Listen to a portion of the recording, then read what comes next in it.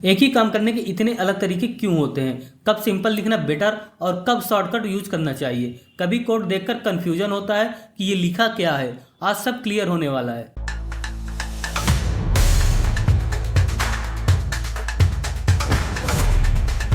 Welcome back to side buildup. मैं हूं नितिन केसरवानी। आज हम समझेंगे function expression, arrow function and anonymous function. हर टाइप को एग्जाम्पल के साथ देखेंगे। इससे पहले हम देखेंगे फंक्शन एक्सप्रेशन। फंक्शन एक्सप्रेशन वो होता है जब हम एक फंक्शन को किसी वेरिएबल या कांस्टेंट में स्टोर कर देते हैं, मतलब फंक्शन को एक वैल्यू की तरह ट्रीट करते हैं। अब हम इसका सिंटैक्स देखेंगे। तो मैं यहाँ सबसे पहले लिखूंगा कॉन्स्ट और यहाँ ग्रीट नाम ले लूंगा। इसके बाद मैं यूज करूंगा इक्वल्स टू और यहाँ लिखूंगा फंक्शन। इसके बाद हम लिखेंगे कंसोल डॉट लॉग। यहाँ मैं दे देता हूँ एक message, hello welcome to function expression. तो ये होता है इसका सिंटैक्स। अब इसको समझ लेते हैं। यहाँ मैंने एक कांस्टेंट वेरिएबल बनाया जिसका नाम है ग्रीट, और यहाँ हमने एक एनोमिनस फंक्शन बनाया है जिसका नेम नहीं होता। और फिर हमने लिखा यहाँ कंसोल डॉट लॉग। ये फंक्शन के अंदर के मैसेज को प्रिंट करेगा। और इसके बाद हम यहाँ यूज करेंगे सेमीकॉलन का, जो कि इंड ऑफ स्टेटमेंट होगा। अब जब हमें इस फंक्शन को कॉल करना होगा तो हम लिखेंगे यहाँ ग्रीट। अब हम बात करेंगे फंक्शन डिक्लेरेशन और फंक्शन एक्सप्रेशन में क्या डिफरेंस है। जो फंक्शन डिक्लेरेशन होता है वो होस्ट होता है, वो पहले से ही मेमोरी में लोड हो जाता है। और फंक्शन एक्सप्रेशन होस्ट नहीं होता, यानी आप इसे कॉल करने से पहले डिक्लेयर करना जरूरी है। मतलब फंक्शन एक्सप्रेशन को आप इस तरह से नहीं लिख सकते हैं। इसमें वाली ये वाला तरीका काम करता है। अब हम बात करेंगे एनोमिनस फंक्शन की। एनोमिनस फंक्शन का मतलब होता है फंक्शन विदाउट नेम।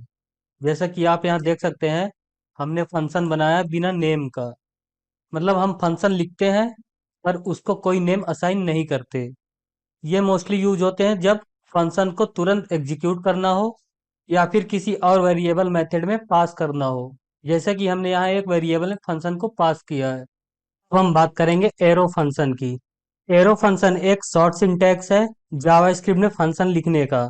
EXIS 2015 में इंट्रोड्यूस हुआ था और ये मोस्टली कॉन्सीज कोड को लिखने के लिए यूज होता है। यहाँ आप देख सकते हैं ये नॉर्मल फंक्शन है। नॉर्मल फंक्शन हम कुछ इस प्रकार लिखते हैं। सबसे पहले होता है फंक्शन, फिर फंक्शन का नेम, और उसके बाद हम यहाँ देते हैं पैरामीटर, और उसके बाद हम यहाँ कोड लिखते हैं, और उसके बाद हम कॉल करवा लेते हैं। अब इसको हम एरो फंक्शन में कन्वर्ट करेंगे। तो मैं यहाँ कमेंट लिख देता हूँ एरो फंक्शन का। अगर इस फंक्शन को हमें एरो फंक्शन में कन्वर्ट करना है तो हम कुछ इस तरह लिखेंगे। सबसे पहले मैं एक कॉन्स्ट वेरिएबल ले लेता हूँ। तो मैं यहाँ लिखूंगा कॉन्स्ट। उसके बाद हम सीधा लिखेंगे फंक्शन का नेम। तो यहाँ हमने कुछ इस तरह लिखा, पहले फंक्शन फिर फंक्शन नेम। तो हम यहाँ फंक्शन लिखने की कोई ज़रूरत नहीं है, हम यहाँ सीधा लिखेंगे फंक्शन का नेम। तो मैं यहाँ लिख दूंगा मल्टीप्लाई, और उसके बाद हम यूज करेंगे इक्वल्स टू का, और उसके बाद पैरेंथेसिस के अंदर हम यूज करेंगे पैरामीटर्स। तो हमने यहाँ देख सकते हैं ए कॉमा बी दिया है, तो मैं यहाँ लिख दूंगा ए कॉमा बी। उसके बाद हम यहाँ लगाएंगे एरो। तो एरो हम कुछ इस तरह लगाते हैं, और इसके बाद हमने जो यहाँ रिटर्न में लिखा है वो यहाँ हम सीधा लिख देंगे। तो यहाँ लिख देंगे ए एस्ट्रिक बी। तो यहाँ देख सकते हैं एक लाइन में भी लिख लिया, वो भी फंक्शन एक्सप्रेशन के साथ। अब इसको कॉल करने के लिए हम यूज करेंगे मल्टीप्लाई, और यहाँ वैल्यू पास कर देंगे 4,5। मैं आपको फिर से एक बार समझा देता हूँ। हमें यहाँ इस फंक्शन कीवर्ड लिखने की कोई ज़रूरत नहीं है। हम सीधा यहाँ लिखेंगे फंक्शन नेम, उसके बाद इक्वल्स टू, और उसके बाद हम यहाँ पैरामीटर्स दे देंगे। उसके बाद हम एरो का सिंबल बनाएंगे, और रिटर्न में जो कुछ लिखना है हम यहाँ लिख देंगे, और उसके बाद हम कॉल करवा लेंगे।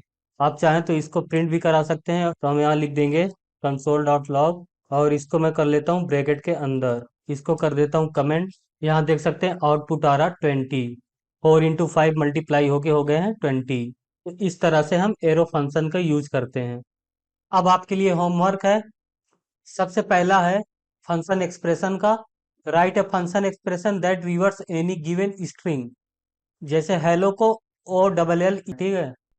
सेकंड है एरो फंक्शन से, create an arrow function that multiply two numbers and return the result. तो जैसा अभी हमने किया था सेम उसी तरह करना है इसको भी, मतलब 5 और 6 को मल्टीप्लाई करना है। थर्ड है एनोमिनस फंक्शन से, write an anonymous function that takes a number and check whether it is a prime number और नॉट। मतलब आपको एनोनिमस फंक्शन बनाना है और उसमें यूजर से इनपुट मांगना है और फिर उसको चेक कराना है कि प्राइम नंबर है या नहीं। लास्ट है बोनस टास्क।